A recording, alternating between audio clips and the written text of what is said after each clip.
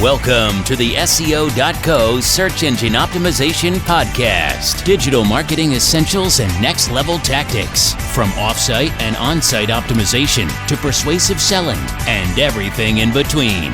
You'll learn actionable tips on what it takes to outright and outrank your competition. Now, here's your host, Nate Need.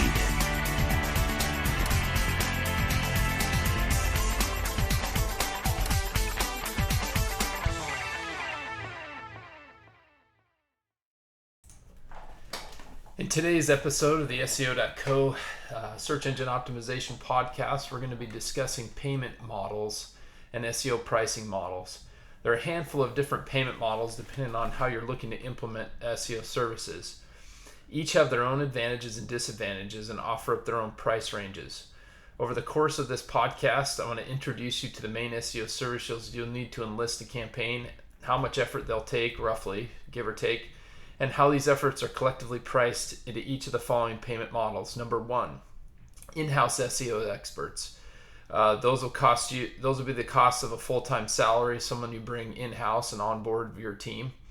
Freelancers and consultants, number two. Those will cost for hourly or based on the project rate. SEO agencies, who will generally cost you a monthly retainer fees or for their ongoing SEO services. And then some sort of hybrid model which leverages the power of multiple options, either agencies, freelancers, or a mix between that and in-house SEOs. It's important to recognize the quality factor in your SEO services. If an agency is charging more than another, it probably means that they're doing more work and you'll be seeing better results by enlisting. This isn't always the case, and you'll find price discrepancies among identical services and service discrepancies at the same price level. However, it's important to realize that SEO costs scale according to the amount of effort involved, and the amount of effort involved often correlates with your ultimate success. On the other end of the spectrum, paying too little for SEO services can land you in a bad crowd. Keyword stuffers, link spammers, and other link schemers who end up doing more harm than good for your site. If you find a place that seems good to be true, it probably is.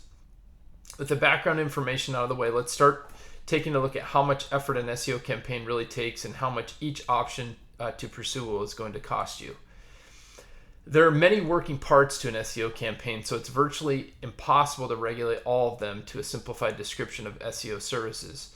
Some agencies and consultants may try, but it's in your best interest to dig a little deeper and find out what they're truly offering. Most practitioners will have at least a few areas of specialization and may generalize in other areas. As you'll need a little bit of everything if you want to succeed, I encourage you to look at options that guarantee you the best overall range of coverage. I also haven't covered the research and strategy components here. Even though they are important because you may already have a strategy in mind and approaches may vary widely to settle on an average amount of effort, it's something to consider when you're looking to do your outbound campaigns for both on and off-site SEO. We'll also want to take a look at one-time on-site optimization costs. Your site needs to be cleaned up. This is true for most websites. If your site isn't in proper working order or it isn't optimized for search engines, it isn't going to rank. Fortunately, most of the changes you'll need to make, such as restructuring your navigation, writing good titles and descriptions, and optimizing for mobile devices, are one-time changes. We've often written comprehensive guides on this subject across our website on how you can stay out of the weeds here, but know that there are many considering factors you'll have to implement only once. Depending on what shape your site is in, this could take a few hours or several days worth of effort, maybe even more depending on how large and how problematic the issues existing on your site might be. Most agencies and consultants will charge a setup cost for this work or otherwise include it free of charge for an ongoing package. For an in-house worker, this will mean a delay at the beginning of the actual campaign work. For the ongoing on-site optimization, once your site is optimized for search engine visibility, you won't have to do as much on a regular basis. For example, you might need to correct for a 404 error, get rid of a duplicate page, readjust for new keywords you're targeting, or change some design element to perform better. Still, it's a good idea to perform a regular on-site SEO audit, monthly or weekly, depending on the magnitude of your campaign and the size of your site. This won't take much time, maybe a few hours here or there, and shouldn't factor much into the overall cost of services. Your ongoing on-site content strategy is one of the most important and most intensive tactics to get SEO results because of its sheer scale. On-site content is important for adding indexable pages, optimizing for keywords, improving user experience and customer retention, earning conversions, and earning backlinks, which pass authority. This is an area you don't want to skimp on. However, it's also an area with a ton of variability and risk. Content can range from a handful to a few hundred words per post per month to a much more massive interactive landmark piece established on a regular weekly basis. It could take an hour or several hours to create a single post, and your various options may post any number of times on a regular basis. It's hard to exactly quantify, but it's one of the most important considerations for SEO cost. Look at the quality of work for your ongoing on-site content and don't cheap it out. Agencies, contractors, and in-house experts can all do good work here depending on their experience. In addition, you'll want to consider the cost of your guest content and link building. It's another landmark area and one of probably the most value for your campaign. Backlinks are responsible for passing referral traffic as well as domain authority, which you need if you ever hope to gain rank. The quality of your link building services can range from old school tactics like simple link placement, which is now likely to get you penalized, to more complex and intensive efforts like getting high quality guest work featured on national publications. The key to remember here is time investment. It will take an in-house expert months or years to build your reputation to a level where high-level publishers are a feasible option for visibility. Experienced agencies, on the other hand, may already have a well-established connection.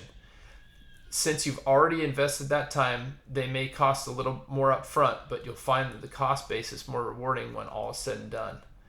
There are also some administrative considerations for your SEO investment, as your contacts won't just be spending time on the actual execution of your campaign. They'll also be in charge of keeping an eye on your site and your systems, watching for any unexpected drops in rank or search visibility, and generally tracking your progress. You'll need to analyze your results, report them to you, and make recommendations if necessary to see better results. Agencies often have a critical advantage here because they have access to better tools and dashboards and more collective experience to analyze the progress of a campaign. However, you're likely to pay for that expertise. As the admin duties of a campaign aren't imperative to its successful execution, it's up to your personal expertise and comfort onto how much you want to shell out for these services. They're generally not a major factor when it comes to calculating price.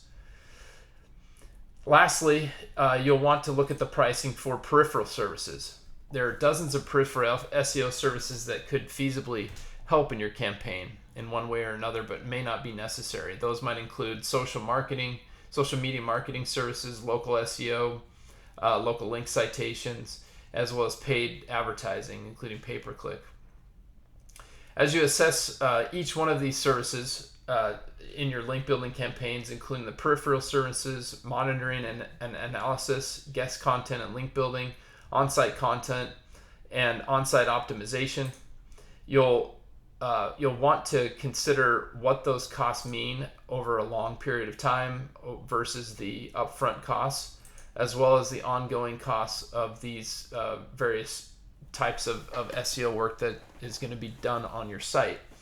We'll address some of these pieces and the actual upfront monthly costs of them, given the structure of both of what we've discussed previously, including the in-house SEO experts, freelancers and consultants, SEO agencies, and the hybrid of those models in a later episode. We look forward to having you on that later episode, and we'll discuss some of those pricing models a little bit later.